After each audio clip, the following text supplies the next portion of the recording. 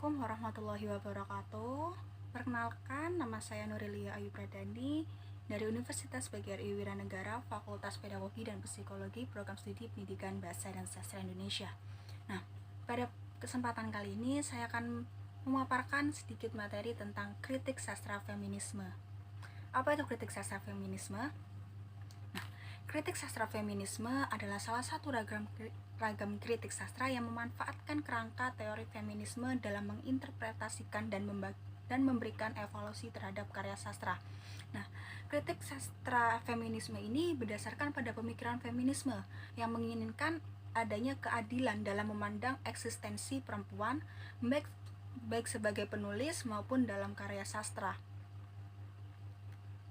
Nah, tujuan kritik sastra feminisme ini adalah menganalisis relasi gender, hubungan antar kaum perempuan dengan laki-laki yang dikonstruksikan secara sosial, yang antara lain menggambarkan situasi ketika perempuan berada dalam dominasi laki-laki. Pernyataan ini dalam Flux dalam Nicholson tahun 1990 halaman 40.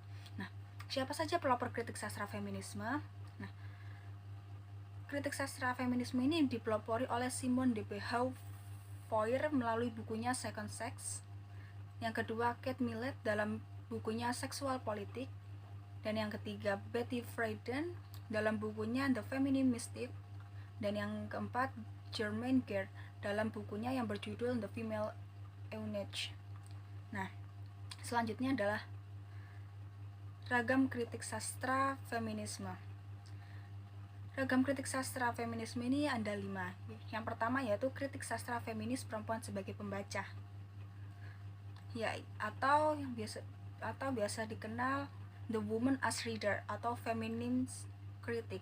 Nah, dalam kritik sastra feminis perempuan sebagai pembaca ini memahami karya sastra dari perspektif perempuan. Nah, untuk yang kedua yakni kritik sastra feminis yang melihat perempuan sebagai penulis, atau yang biasa kita kenal itu the woman as writer atau genocritics. Dan yang ketiga kritik feminis psikoanalisis, yang keempat kritik feminis marxis, dan yang kelima kritik feminis hitam dan lesbian. Nah, selanjutnya Nancy F. Card melalui Murniati tahun 2004 halaman 207 mengungkapkan bahwa pengertian feminisme mengandung 3 komponen, yakni yang pertama, suatu keyakinan bahwa tidak ada perbedaan berdasarkan seks atau sex equality, yakni menentang adanya posisi hierarkis antara jenis kelamin. Nah, persamaan hak ini terletak pada kuantitas dan kualitas. Posisi relasi hierarkis ini menghasilkan superior dan inferior.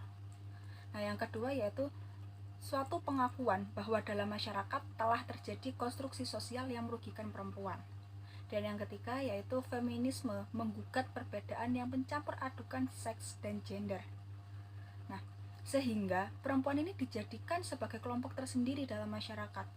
Atau bisa dibilang perempuan ini menjadi kelompok yang terkucilkan atau kelompok yang dibagi menjadi bagian-bagian dan tidak masuk ke dalam tatanan masyarakat itu sendiri.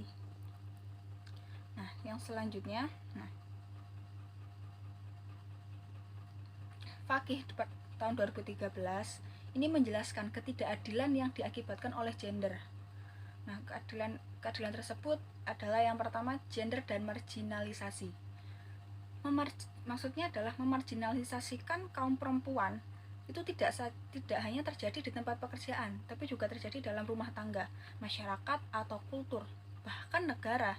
Nah, marginalisasi terhadap perempuan ini sudah terjadi sejak di rumah tangga dalam bentuk diskriminasi atas anggota keluarga yang laki-laki dan perempuan. Yang kedua, gender dan subordinasi. Nah, subordinasi ini karena gender tersebut terjadi dalam segala macam bentuk yang berbeda, dari tempat ke tempat dan dari waktu ke waktu. Di Jawa itu dulu ada anggapan bahwa perempuan itu tidak perlu sekolah tinggi-tinggi, kelak juga akan di dapur, gitu kan. Jadi bahkan mungkin anggapan ini masih ada sampai sekarang, bahwa perempuan itu nggak perlu sekolah tinggi-tinggi karena ya ujung-ujungnya di KM macak, manak, masak, ya kan?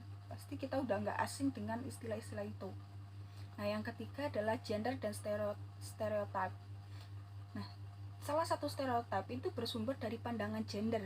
Misalnya, masyarakat itu memiliki anggapan bahwa tugas utama kaum perempuan adalah melayani suami. Nah, stereotip ini berakibat wajar sekali jika pendidikan kaum perempuan itu dinomorduakan. Nah, dalam artian jika kita menomorduakan pendidikan, maka stereotip ini pasti akan menjadi wajar. Nah, berbeda ketika menjadikan pendidikan adalah prioritas utama. Pasti stereotip ini pasti akan sangat asing gitu kan. Perempuan juga bisa kerja, perempuan juga bisa melakukan apa yang dilakukan oleh laki-laki juga. Nah, seperti itu. Nah, yang keempat, gender dan kekerasan. Pada dasarnya, kekerasan gender ini disebabkan oleh ketidaksetaraan kekuatan yang ada dalam masyarakat. Jadi, ini tuh seperti apa ya? Dalam pandangan masyarakat, perempuan itu lemah, perempuan itu pantas untuk ditindas. Nah, kekerasan gender ini pun disebabkan karena ketidaksetaraan bahwa perempuan itu lemah dan perempuan itu pantas untuk ditindas. Nah, untuk yang kelima, gender dan beban kerja. Di kalangan keluarga miskin itu beban yang sangat berat ini harus ditanggung oleh perempuan, dan itu perempuan itu menanggungnya sendiri. Terlebih-lebih jika perempuan itu harus bekerja, maka ia harus memikul beban kerja yang ganda gitu. Nah, pada kesempatan kali ini saya akan membahas kritik feminisme dalam analisis karya sastra. Nah, analisis yang saya pilih adalah analisis dari Puji Astuti, Widiatmike Gede Mulawarman, Alfian Rohmansyah, Program Studi Sastra Indonesia, Fakultas Ilmu Budaya, Universitas Mulawarman, dengan judul Ketidakadilan Gender Terhadap Tokoh Perempuan dalam Novel Genduk karya Sunardi Marjuki, Kajian Kritik Sastra Feminisme. Nah, sebelum membahas itu saya akan mendeskripsikan novel Genduk ini. Nah, Genduk ini adalah cerita perempuan muda dan segala hal yang ingin ia selesaikan dengan segala kemampuan yang ia punya. Genduk ini adalah potret perempuan pada suatu masa, tetapi juga perempuan hari ini. Nah, Genduk karya Sundari Marjuki ini merupakan salah satu novel yang mendeskripsikan posisi perempuan dan gerakan feminisme. Nah, bentuk ketidakadilan gender pada tokoh perempuan dalam novel Genduk karya Sundari Marjuki ini adalah ketidakadilan yang Genduk alami berupa marginalisasi perempuan, di mana Genduk terlahir dari keluarga kurang mampu karena keluarga tanpa seorang ayah, yang membuat Genduk termarginalkan dari masyarakat. Nah, marginalis ini ada pada kutipan novel yang kurang lebih seperti ini. Tahukah kalian bahwa sebuah keluarga tanpa bapak itu bisa dilihat dari bentuk rumahnya? Nah, kutipan ini tuh menunjukkan bahwa rumah yang tidak dimiliki oleh seorang ayah membuat Genduk itu tidak memiliki kebutuhan dan perabotan yang layak di dalam rumah.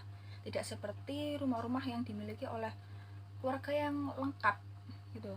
Nah, dalam acara desa pun keluarga Genduk itu tidak dapat ikut andil dalam acara tersebut, karena dalam pertemuan desa itu yang isinya tuh cuma laki-laki, dan keluarga Genduk tuh nggak ada sosok laki-lakinya. Nah, hal ini tentu menjadi bentuk ketidakadilan atau bentuk marginalisasi yang seringkali terjadi pada kalangan ke bawah atau kalangan miskin.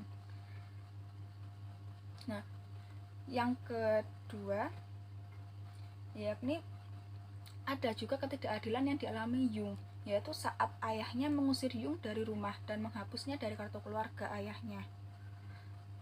Nah, Jung ini dihapus dari kartu keluarga dan tidak mendapat sedikitpun harta warisan dari keluarga ayahnya. Jung ini semakin tersingkirkan dari ekonomi yang layak. Nah, yang kedua kan ada lagi, yaitu stereotip yang dialami oleh Genduk. Itu saat dia tumbuh dewasa dan dadanya tuh mulai menonjol. Nah, maka itu tuh mendapat pelabelan negatif ya dari masyarakat saat Genduk itu dekat dengan seorang laki-laki. Nah, pelabelan tersebut itu dibuktikan dengan ada satu kutipannya saya bacakan, yaitu tokoh gendut itu orang, kutipannya adalah, orang itu nggak akan mikir kamu ngobrol apa sama Sabto, tapi yang jelas kamu itu berduaan sama anaknya Pak Cokro di tempat yang jauh dari keramaian. Itu bikin orang mikir hal yang ndak, kata Jung dengan nada tinggi.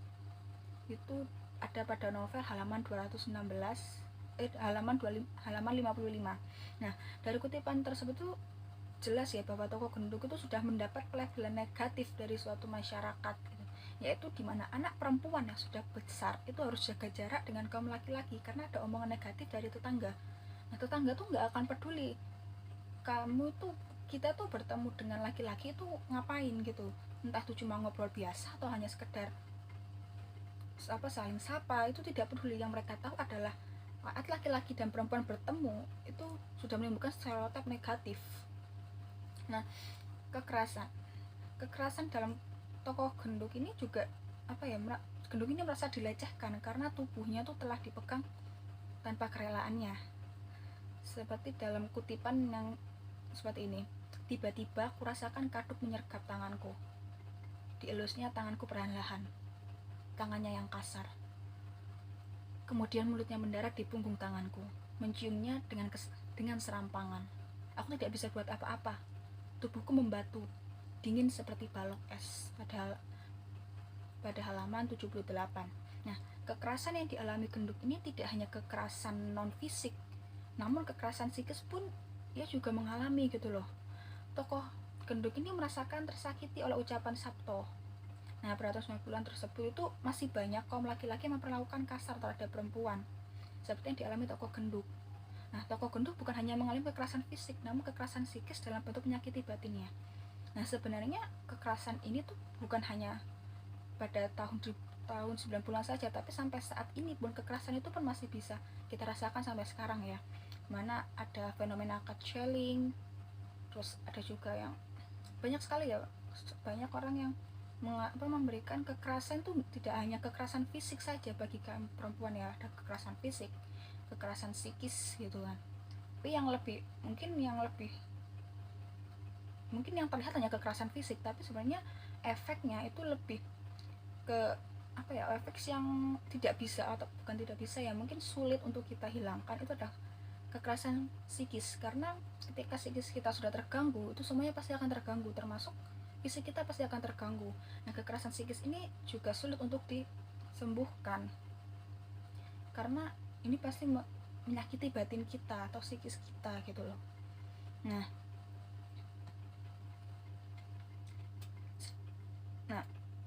pelabelan negatif atau stereotip negatif ini juga dialami oleh tokoh Jung. Nah, Jung ini mengalami pelabelan negatif dari masyarakat ketika Jung diusir oleh keluarga besar ayahnya. Nah, dan suami Jung ini pergi nggak ada kabar, hilang bagaikan ditelan bumi. Nah, ini juga pandangan masyarakat tuh pasti akan jelek ya, karena seorang perempuan diusir dari rumahnya dan dicoret dari kakak. Itu adalah sebuah pasti pemikiran masyarakat pasti akan sudah berekspektasi kemana-mana. Apalagi ini suaminya pulang nggak ada kabar. Nah, pasti akan menimbulkan banyak stereotip yang tumbuh di masyarakat. Nah, selain membahas tentang genduk yang menerima ketidakadilan berupa kekerasan seksual maupun kekerasan psikis maupun verbal, keluarga tanpa seorang ayah dan seorang suami itu membuat masalah keuangan yang cukup krisis juga. Nah, maka dari itu genduk dan Jung ini juga mengalami beban kerja dan mereka harus bertanggung jawab atau ikut serta untuk mencari nafkah demi kebutuhan hidupnya sehari-hari. Nah,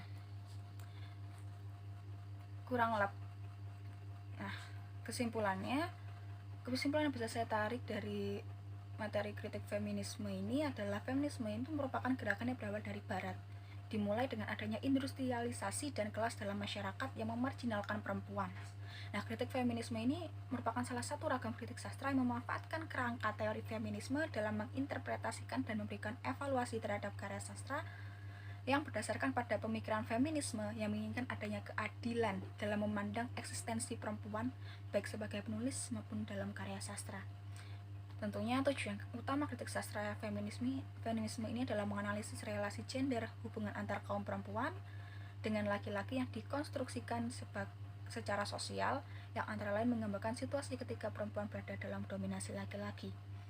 Nah, kurang lebih itu saja yang bisa saya sampaikan untuk materi kritik sastra feminisme ini. Apabila ada salah kata maupun perbuatan, saya mohon maaf.